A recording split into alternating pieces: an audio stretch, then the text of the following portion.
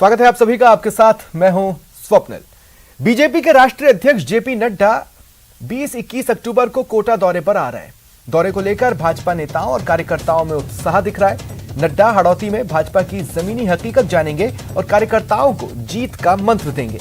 2 दिन के दौरे में नड्डा कई कार्यक्रमों को संबोधित करेंगे। उनकी पहली बैठक प्रदेश के पदाधिकारियों के साथ होगी, जिसमें टीम सतीश पूनिया अपने कामकाज की रिपोर्ट राष्ट्रीय अध्यक्ष को सौंपेगी। बैठक में जिला प्रमुख, प्रधान, मेयर, नगरीय निकायों के चेयरमैन, सभापति मौजूद रहेंगे। विधायक, सांसद भी बैठक में भाग लेंगे। ओबीसी आयोग को संवैधानिक दर्जा देने और केंद्रीय शैक्षणिक संस्थानों में ओबीसी को रिजर्वेशन देने की बात भी नड्डा ओबीसी के बीच रखेंगे।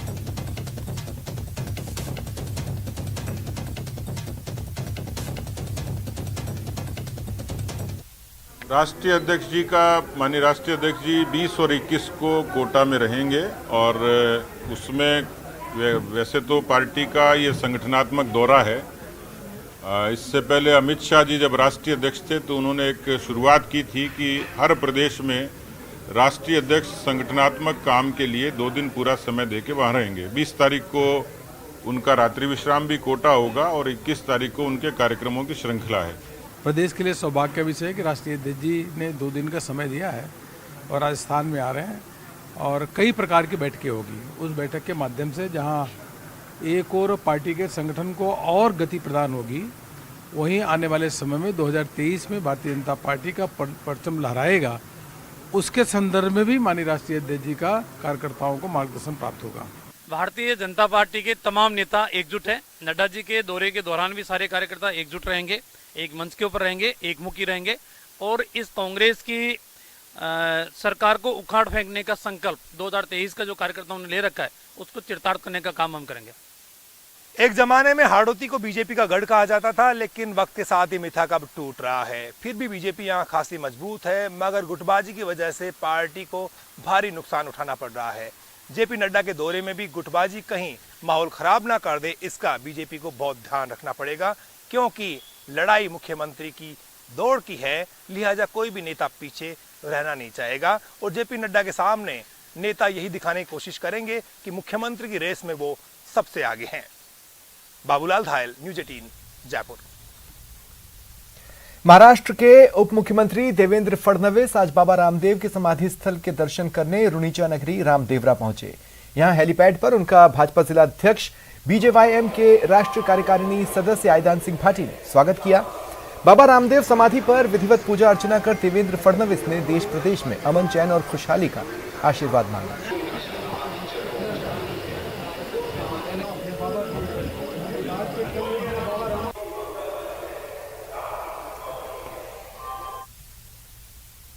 राजस्थान में देश भर के ऊर्जा मंत्रियों की बैठक चल रही है।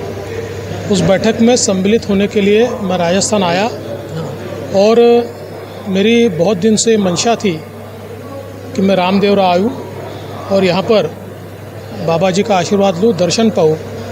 और आज मुझे बहुत खुशी है कि एक प्रकार से हमारी मन्नत पूरी हो रही है। 17 अक्टूबर को कांग्रेस के अध्यक्ष पद के लिए वोटिंग होनी है। इसके लिए दोनों उम्मीदवार अपनी जोर आजमाइश कर रहे हैं। वहीं राजस्थान के मुख्यमंत्री अशोक गहलोत ने मल्लिकार्जुन खड़गे के पक्ष में मतदान की अपील की। उन्होंने ट्वीट कर लिखा कि मैं उम्मीद करता हूं जो भी डेलीगेट है वो भारी बहुमत से मल्लिकार्जुन खड़गे को कामयाब करेंगे। श्री मल्लिकार्जुन खड़गे साहब पार्टी के बहुत ही अनुभवी व्यक्तित्व के धनी हैं। जो व्यक्ति लगातार 9 चुनाव विधानसभा के, 2 चुनाव लोकसभा के जीते हों, राज्यसभा के अंदर नेता प्रतिपक्ष हैं। आप सोच सकते हैं कि 50 साल से अधिक का समय जिंदगी में हो गया। इतने अनुभव प्राप्त किए, चाहे असेंबली में हो, चाहे वो लोकसभा में हो, चाहे राज्यसभा के अंदर है। तो हम लोग प्रस्ताव उनके बने हैं। प्रस्ताव भी कौन सी डिसीजन लिया कि ऐसा व्यक्ति जो लंबे समय से कांग्रेस की विचारधारा, कांग्रेस की नीतियां, उसके कार्यक्रम, उसके सिद्धांतों को अपने जीवन में पूरी तरह आत्मसात कर चुका है। भाजपा अब कांग्रेस को किसानों के मुद्दे पर घेरने के मूड में है। भाजपा कांग्रेस के प्रदेश अध्यक्ष गोविंद सिंह डोटासरा के विधानसभा क्षेत्र लक्ष्मणगढ़ में 17 अक्टूबर से हुंकार रैली की शुरुआत करने वाली है। खास बात यह है कि लक्ष्मणगढ़ में आयोजित होने वाली हुंकार रैली को लेकर भाजपा ने शेखावाटी के अलग अलग विधानसभा क्षेत्रों में पदाधिकारियों से बात कर तैयारी शुरू कर दी। तैयारी के तहत आज उपनेता प्रतिपक्ष राजेंद्र राठौड़, पूर्व भाजपा प्रदेश अध्यक्ष अरुण चतुर्वेदी, प्रदेश महामंत्री भजनलाल शर्मा, प्रदेश मंत्री लक्ष्मीकांत भारद्वाज झुंझुनू दौरे पर रहे और पदाधिकारियों से रैली को लेकर चर्चा की।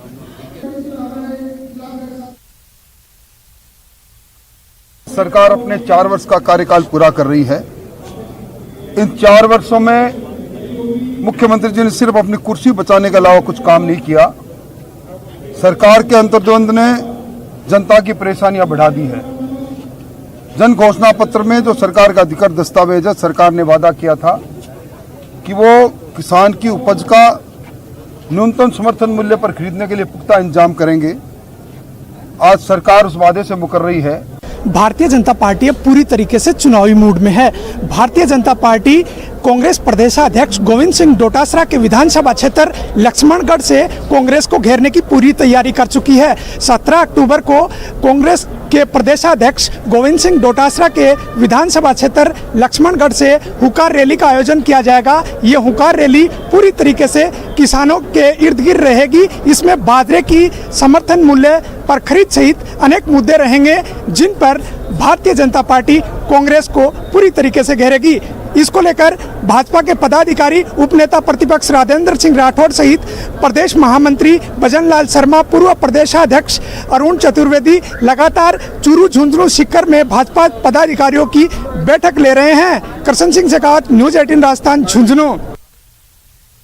प्रदेश में इस बार अतिवृष्टि की वजह से सड़कों की हालत काफी खराब हुई है। उनकी हालत ठीक करने के लिए पीडब्ल्यूडी विभाग की ओर से मरम्मत का काम शुरू भी कर दिया गया है, लेकिन बारिश का दौर नहीं थमने की वजह से जल भराव की स्थिति बनी, जिससे जस की तस स्थितियां हैं।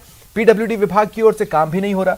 बता दें, प्रदेश भर में इस वक्त 5910 सड़कें क्षतिग्रस्त हैं। इन्हें ठीक करने में विभाग को खासी मेहनत करनी होगी। हालांकि पीडब्ल्यूडी का कहना है कि वो अपना काम जल्द खत्म कर लेंगे। बरसात आने के कारण सड़कें जो हमारी क्षतिग्रस्त हो गई हैं, हम चाहते हैं कि शीघ्र उनको हम कैसे ठीक कर सकते हैं। और हमारा पैच वर्क का काम है, वो कैसे हम लोग जल्दी कर सकते हैं, ये हमारी प्राथमिकता थी। और सड़कों के लिए हमने जांच के लिए और आदेश दिए हैं कि भाई विजिलेंस टीम ज़्यादा से ज़्यादा जाए, क्वालिटी मेंटेन हो, अच्छी गुणवत्ता बने, जिससे प्रदेशवासियों को अच्छी सड़कें देखने को मिले और माननीय मुख्यमंत्री जी की जो बजट घोषणाएँ हैं वो समय पर काम। बीकानेर में जुए का खेल खुलेआम चल रहा है।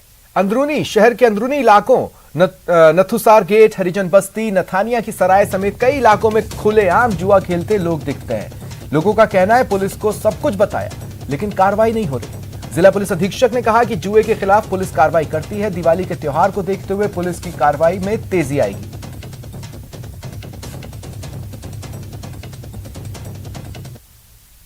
परंपरा नहीं है, जुआ एक अपराध है। परंपरा का नाम देके जो है अपराध को हम नॉर्मलाइज नहीं कर सकते हैं। अपराध है और उस पर लगातार पुलिस कार्रवाई करती है। इस साल भी जो है लगभग 500 से ज़्यादा जो है आरपीजी के मामले दर्ज करके उन पर कार्रवाई की गई है और भी जो है लगातार जो है इस पर कार्रवाई जारी रहेगी। विशेष करके दिवाली के त्यौहार पर निश्चित इसमें थोड़ी बढ़ोतरी होती है, तो उसका ध्यान में है। हमारे सभी अधिकारियों को उसके निर्देश दिए गए हैं। तो जो है क्राइम मीटिंग भी रखी गई है दिवाली के प्रिपरेशन संबंध में ही, तो उसमें निश्चित ही अगर इस तरह की कहीं कोई गतिविधि चल रही है तो उसको पुख्ता कार्रवाई करेंगे। इक्की अंदर दुक्की बाहर के नाम पर बीकानेर शहर के अंदरूनी इलाकों में जुए का कारोबार फलता फूलता जा रहा है। नया शहर थाना क्षेत्र के कई ऐसे इलाके हैं जहां पर जो जुआबाजी हैं वो लगातार शाम ढलते ही शुरू हो जाती हैं और आधी रात तक ये जुआबाजी का खेल बदस्तूर जारी रहता है। वहीं पर जो पुलिस हैं वो सिर्फ गश्ती के नाम पर और खाना पूर्ति के नाम पर ही जुए को लेकर के कार्रवाई करती नजर आती है। हालांकि मसले को लेकर के जिला पुलिस अधीक्षक योगेश यादव ने कहा है कि जुए के खिलाफ लगातार पुलिस की ओर से कार्रवाई की जा रही है और जिस तरीके से आपने जो जानकारी दी है, न्यूज़ 18 ने उनको जानकारी दी थी, उनको वीडियोस भी दिखाए थे कि इस तरह से जुए का खेल है, जो माइनर हैं, जो नाबालिग हैं, वो भी लगातार इस खेल में अपने करियर को, अपने सपनों की उड़ान को वहाँ पर वो नेस्तो नाबूद करने पर तुले हैं, बर्बाद कर रहे हैं अपने करियर को जुआबाजी की लत को लेकर के। हालांकि दिवाली को आते आते बीकानेर शहर में जो जुआबाजी हैं इसको और भी ज़्यादा परवान पर देखने को मिलेगा, लेकिन पुलिस ने दावा किया है कि जुएबाजी पर लगातार अंकुश लगाने की कोशिश की जाएगी। बीकानेर से सहयोगी अलंकार के साथ मैं मनीष दाधीच, न्यूज़ 18 राजस्थान। जयपुर में बन रहे राजस्थान के पहले राजस्थान इंटरनेशनल सेंटर अब अपना आकार लेने लगा है। इंडिया इंटरनेशनल सेंटर की तर्ज पर बन रहे राजस्थान इंटरनेशनल सेंटर की तैयारियों को लेकर आज विकास प्राधिकरण के मंथन सभागार में बैठक हुई। यूडीएच सलाहकार जीएस संधू की अध्यक्षता में कार्यों का रिव्यू हुआ। इस दौरान सेंटर में आ रही दिक्कतों को लेकर संधू ने सीधे प्रोजेक्ट से जुड़े इंजीनियर से 1-to-1 संवाद किया। जीएस संधू ने अफसरों को साफ निर्देश दिए कि विश्व स्तर की सुविधाएं विकसित करने के साथ ही सेंटर का संचालन और रखरखाव भी विश्व स्तर का होना चाहिए।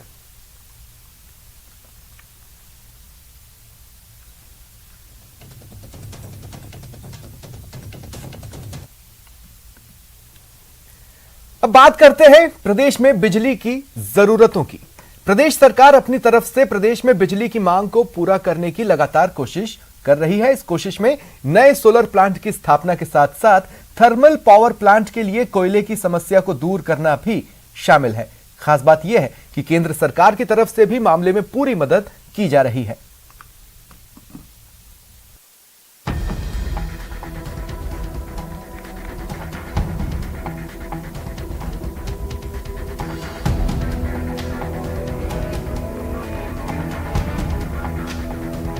हर आम और खास लोगों के लिए त्योहार से पहले एक अच्छी खबर यह है कि आने वाले दिनों में प्रदेश में बत्ती गुल नहीं होगी, यानी बिजली की समस्या से लोगों को दो चार नहीं होना होगा। बिजली की समस्या दूर करने के लिए कोल इंडिया लिमिटेड और राजस्थान विद्युत उत्पादन निगम लिमिटेड के बीच 1190 मेगावाट का सोलर पावर प्लांट लगाने के लिए MOU साइन हुए हैं। इसके तहत अगले 2 साल में कोल इंडिया लिमिटेड को RVUNL ने 2000 मेगावाट उत्पादन के सोलर पार्क को डेवलप करने का जिम्मा दिया है। इसके लिए प्रदेश सरकार ने बीकानेर के पूगल में 4846 हेक्टेयर जमीन भी अलॉट कर दी है। इस सोलर पार्क में 810 मेगावाट कैपेसिटी का सोलर प्रोजेक्ट खुद RVUNL लगाएगा। शीघ्र ही हम इधर रिन्यूएबल एनर्जी का, सोलर एनर्जी का एक 1190 मेगावाट का एक प्लांट लगा देंगे। पहली बार सोलर पार्क लगाने का तय किया है। मंत्री जी स्वयं आए, अच्छा आप समझ सकते हैं कि एक इम्पोर्टेंस बढ़ जाती है इस MOU की, क्योंकि करीब 1190 मेगावाट का MOU हुआ है। खास बात यह है कि केंद्र सरकार की तरफ से भी ये कहा गया है कि प्रदेश में कोयला आधारित बिजली घरों में कोयले के आवंटन की जो समस्या है उसे भी दूर करने की कोशिश की जा रही है। पारसा माइनिंग की दिक्कतों पर भी सीएम गहलोत ने केंद्रीय कोयला मंत्री से सहयोग मांगा, जिसे उन्होंने स्वीकार कर लिया। हम राजस्थान को अलॉटमेंट भी अभी ज्यादा किया है। रेल कम सी रूट से भी हमने अलॉटमेंट दे चुके हैं। एक मीटिंग भी हो गया है इनके हमारे शिपिंग मंत्रालय के साथ, उसमें इधर के पावर मंत्री भी आए हुए थे, वो भी चर्चा हो चुका है। तो तुरंत टेंडर करके उठा सकते हैं। तो हमारा कोयला भी उधर पड़ा है। 8 million ton of the total coal is lying in various ports. Coal India ने पहले भी हमें पूरी तरह सप्लाई किया है। जब कभी तकलीफ आई है तो हमारा जो खुद का कैप्टिव माइंस है उसमें तकलीफ आ रही है। हम लोग छत्तीसगढ़ सरकार के संपर्क में हैं। मैं खुद जाके आया था छत्तीसगढ़, रायपुर आपको मालूम है, और वहाँ के आदिवासियों की अलग प्रॉब्लम है, पर्यावरण की अलग प्रॉब्लम मानते हैं वो लोग। पूरे जो मामला जिस रूप में आगे बढ़ा है वो चिंताजनक है। अभी केंद्रीय मंत्री जी ने कहा, मैं समझता हूँ कि पुनः हम लोग संपर्क में रह करके कोशिश कर रहे हैं, कहते समझ लो जैसे कि राजस्थान को कोई प्रॉब्लम नहीं आए। धरती के नीचे कोयला खत्म हो रहा है और आने वाले वक्त में बिजली उत्पादन के लिए सोलर एनर्जी सबसे प्रमुख विकल्प है। और राजस्थान जिस तरह से सोलर एनर्जी के उत्पादन के क्षेत्र में कदम बढ़ा रहा है, उससे ये साफ है कि आने वाले वक्त में बिजली कटौती की समस्या कोई समस्या नहीं रह जाएगी। जयपुर से न्यूज़ 18 राजस्थान के लिए लवली वधवा की रिपोर्ट।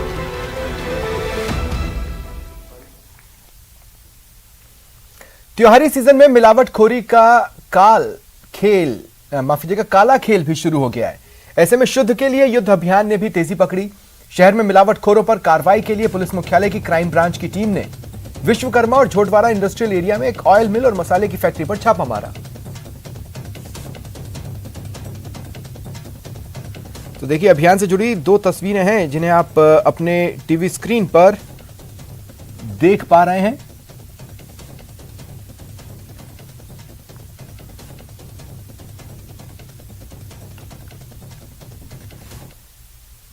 टैगोर ब्रांड के पूर्व में भी सैंपल फेल हुए हैं और मार्केट से भी इनपुट है कि ये हल्का माल है टैगोर ब्रांड। पहले शिकायतें मिली थी इसकी? अभी रिसेंटली हमने अभी ज्वाइन किया है, लेकिन मार्केट से जो इनपुट है उस हिसाब से, तो जब तक इसकी जांच रिपोर्ट सैंपल की जांच रिपोर्ट नहीं आती है तब तक इस माल को रोका जा रहा है, सीज किया जा रहा है। यहाँ पर आप देख सकते हैं ये जो है टैगोर ब्रांड का है, जहाँ पर शिकायतें मिल रही थी कि यहाँ पे मिलावटी तेल बनाया जा रहा है। उसी की शिकायत पर फूड डिपार्टमेंट के अधिकारी, उसके अलावा जयपुर पुलिस मुख्यालय के निर्देश पर क्राइम ब्रांच की टीम यहाँ पर कार्रवाई कर रही है। हमारे साथ मौजूद है फूड डिपार्टमेंट के अधिकारी, हम उनसे बातचीत करेंगे। सर, क्या शिकायतें मिल रही थी, क्या कार्रवाई अभी तक यहाँ पर की जा रही है? राज्य सरकार द्वारा चलाए जा रहे शुद्ध के लिए अभियान के तहत प्राप्त सूचना के आधार पर यहाँ विकियाई स्थित ऑयल मिल्स पे औचक निरीक्षण किया गया। अचानक यहाँ पर 40 टन क्षमता का राइस ब्रान ऑयल का कैपेसिटी का राइस ब्रान पड़ा हुआ है और सरसों के तेल के टैंक पड़े हुए हैं 4-5, और ऐसी संभावना जताई जा रही है कि राइस ब्रान ऑयल को सरसों के ऑयल के साथ मिक्स करके और तेल पैक किया जा रहा है और सैंपल लिए गए हैं। जांच रिपोर्ट आने के बाद अग्रिम कार्रवाई की जाएगी। मिलावट की संभावना, क्योंकि परिसर में राइस ब्रान ऑयल पाया गया है जो कम कीमत का है, सरसों की जो कीमत होती है उससे आधी रेट की कीमत का है, तो संभावना यही है कि इसके साथ मिक्स करके ये रिपैक किया जा रहा है। ये जो राइस ब्रांड है, ये राइस ब्रांड के जो तेल है, ये किस में मिलाया जाता है? सरसों के तेल के साथ। तो क्या मिलावटी होता है इससे? हाँ। मतलब सूचना क्या आती है अपन लोगों को, क्या किस तरह का, तो ओरिजिनल तेल में क्या फर्क होता है, मिलावटी तेल क्या होता है, मैं ये जानना चाहता हूँ। सरसों के तेल के जो मानक जो निर्धारित कर रखे हैं कानून के हिसाब से, तो होता क्या है कि कीमती जो सरसों का तेल ज़्यादा कीमत का है, राइस ब्रांड कम कीमत का है, दोनों को मिक्स करके अपने मुनाफे के लिए इसको मिक्स करके बाजार में उतारा जा रहा है और भी सैंपल और लिए जा रहे हैं ताकि सक्षम कार्रवाई। आप चूंकि लंबे समय से फूड डिपार्टमेंट के अधिकारी भी हैं, एक बार मामले को देखते ही समझ भी जाते हैं। अब तक आपके समझ में क्या आ रहा है, यहाँ पर क्या हो रहा है? मिलावट की प्रबल संभावना है। मिलावट की संभावना है? अच्छा, ऊपर छत के ऊपर टैंक भी बनाए गए हैं, किस तरह के टैंक है, क्या क्या उनमें भरा जाता था? ऊपर सरसों के तेल के टैंक हैं और राइस ब्रान ऑयल के टैंक हैं, और दोनों को इस तरह से सेटअप ऐसा कर रखा है कि दोनों यहाँ आकर के एक बार मिक्सअप होकर के अपनी चाहिए जिस क्वांटिटी के हिसाब से मिक्सअप करके। राज्य मंत्री डॉक्टर सुभाष गर्ग ने केंद्रीय मंत्री गजेंद्र सिंह शेखावत के राजेंद्र गुढ़ा को भरतपुर का बिन पेंदी वाला लोटा बताने वाले बयान को लेकर तंज कसा। उन्होंने ट्वीट कर लिखा कि केंद्रीय मंत्री गजेंद्र सिंह शेखावत के बयान की निंदा करता हूं। शायद मंत्री जी का मुख्यमंत्री न बनने के कारण मानसिक संतुलन बिगड़ गया। उनका यह बयान भरतपुर की जनता का अपमान है। अपने बयान के लिए माफी मांगनी चाहिए।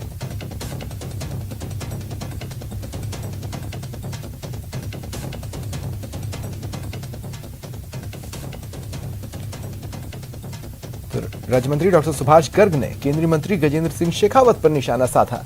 राजेंद्र गुढ़ा को भरतपुर का बिन पेंदी का लोटा गजेंद्र सिंह शेखावत ने बताया था। इस पर तंज कसा, ट्वीट किया कि केंद्रीय मंत्री के बयान की निंदा करता हूं। शायद मंत्री जी का मुख्यमंत्री न बनने के कारण मानसिक संतुलन बिगड़ गया।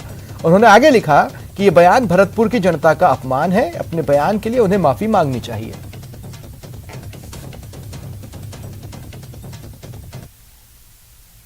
इधर केंद्रीय मंत्री गजेंद्र सिंह शेखावत के बयान पर बीजेपी उनके समर्थन में उतर आई है। प्रवक्ता रामलाल शर्मा ने कहा कि शेखावत के बयान पर विवाद बेबुनियाद है। उन्होंने जिस संदर्भ में बात कही वो बिल्कुल सही है। जो कुछ कहते हैं वो सोच समझ के कहते हैं, अनुभव के आधार के ऊपर कहते हैं, और उन्होंने जैसा महसूस किया होगा उस आधार के ऊपर कहा होगा। इसलिए हमारे केंद्रीय मंत्री जी बहुत गंभीर है, संवेदनशील है, और कोई भी बात कहते हैं तो उसका अर्थ निकलता है। और अर्थ इस आधार पे है कि राजस्थान की राजनीति के अंदर कांग्रेस के नेताओं का चरित्र हम बार बार देख रहे हैं। सुबह क्या कहते हैं, शाम को क्या कहते हैं, सुबह किसके पक्ष में खड़े रहते हैं, शाम को दूसरे पक्ष में दिखाई देते हैं। वहीं केंद्रीय मंत्री गजेंद्र सिंह शेखावत ने मंत्री राजेंद्र गुढ़ा को भरतपुर का बिना पेंदे का लोटा बताया था। शेखावत ने कहा था कि कभी गहलोत के पास, कभी पायलट के करीब, ऐसे व्यक्ति का भगवान ही मालिक है। मुझे लगता है कि उनकी बात को शायद उनके घर वाले भी गंभीरता से नहीं लेते हो।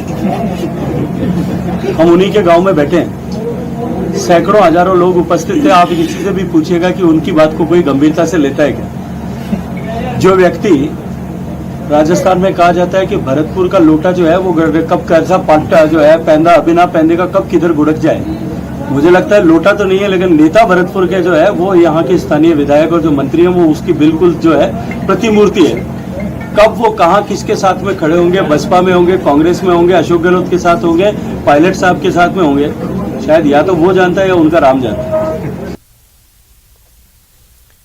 फिलहाल इतना ही, मुझे दें इजाजत, नमस्कार।